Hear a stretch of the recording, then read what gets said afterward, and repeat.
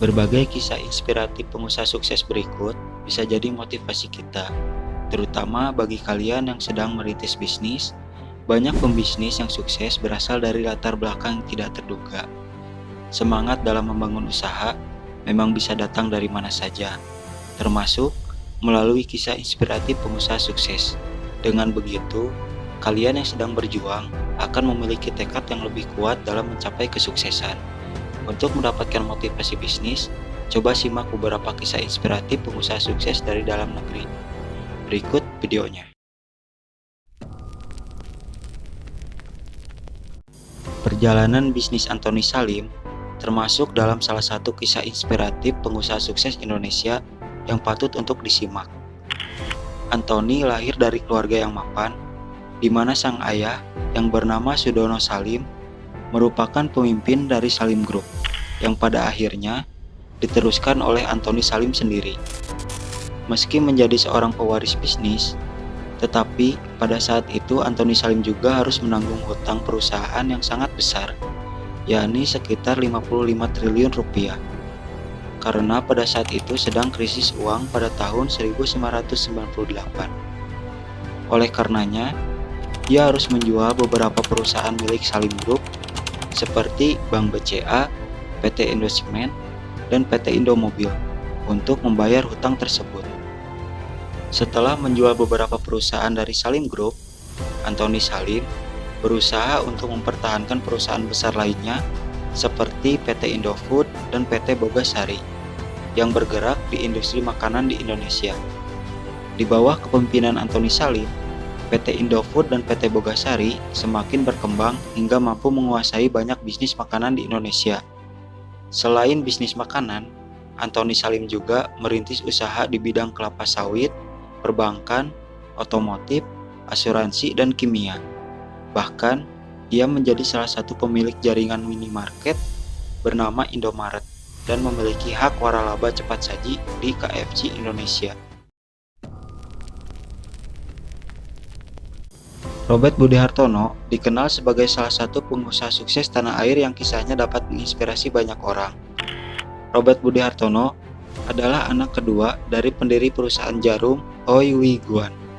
Saat itu, sang ayah membeli usaha kecil kretek yang bernama Jarum Gramopon pada tahun 1951 dan mengubah namanya menjadi Jarum. Oi mulai menjual kretek dengan nama Jarum pada saat itu. Namun, beberapa tahun kemudian, pada tahun 1963, pabrik jarum habis terbakar dan perusahaan berada dalam situasi yang sulit. Oi kemudian meninggal dunia. Sepeninggalan ayahnya, Robert Budi Hartono dan kakaknya, Michael Bambang Hartono, melanjutkan usaha jarum. Mereka berhasil menghidupkan kembali jarum dan memodernisasi peralatan pabrik. Pada tahun 1972, Jarum mulai mengekspor rokoknya ke luar negeri. 3 tahun kemudian, mereka memasarkan merek jarum filter yang merupakan kretek pertama yang diproduksi menggunakan mesin. Dan kemudian, merek jarum super pada tahun 1981. Dengan kerja keras Robert dan Michael, Jarum menjadi perusahaan yang sangat besar. Produksi jarum pun bisa mencapai 48 miliar batang rokok per tahun atau mencakup sekitar 20% dari total produksi nasional. Seiring dengan pertumbuhannya, Jarum berkembang dari perusahaan rokok menjadi kelompok bisnis yang berinvestasi di berbagai sektor, mulai dari bidang perbankan, properti, agrobisnis, elektronik, hingga multimedia.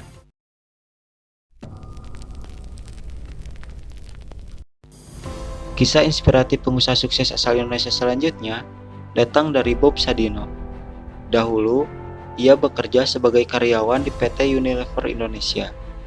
Namun suatu hari, Bob ingin bekerja sendiri sehingga memutuskan untuk berhenti dari pekerjaannya. Saat itu, ia mencoba menyewakan mobil Mercedes-nya dan ia juga yang menjadi sopirnya. Sayangnya, usahanya tidak berhasil karena mobil Mercedes yang dia sewakan mengalami kecelakaan parah dan tidak bisa diperbaiki karena biayanya yang sangat mahal. Akhirnya, Bob Sadino harus bekerja sebagai kuli bangunan dengan bayaran harian yang sangat kecil, hanya 100.000 per hari. Kondisi ini membuatnya merasa sangat tertekan dan sedih. Namun pada suatu hari, seorang teman memberinya ide untuk beternak dan berbisnis telur ayam negeri. Ini merupakan peluang bisnis yang menggiurkan, karena saat itu telur ayam negeri masih jarang dijual. Dan pada saat itu, orang Indonesia hanya mengenal telur ayam kampung sehingga Bob dan istrinya hanya menjual beberapa kilogram telur per hari. Seiring berjalannya waktu, telur ayam negeri mulai populer di Indonesia dan bisnis Bob semakin berkembang. Ia pun menambah produk dengan menjual daging ayam. Lalu pada tahun 1970, Bob Sadino mendirikan perusahaan yang disebut Camp Chicks, sebuah supermarket yang menjual produk pangan impor.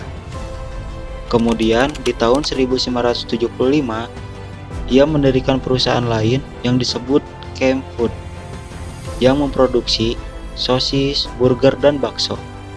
Selain itu, Bob Sadino juga menjadi orang pertama yang menggunakan sistem hidroponik untuk menanam sayuran di Indonesia melalui ladang sayurnya yang disebut Camp Farms. Berdasarkan catatan awal 1985, bahwa rata-rata per bulan perusahaan Bob Sadino menjual 40-50 ton daging segar, 60-70 ton daging olahan, dan 100 ton sayuran segar. Itu dia beragam kisah inspiratif pengusaha sukses yang dapat dijadikan motivasi dalam berbisnis.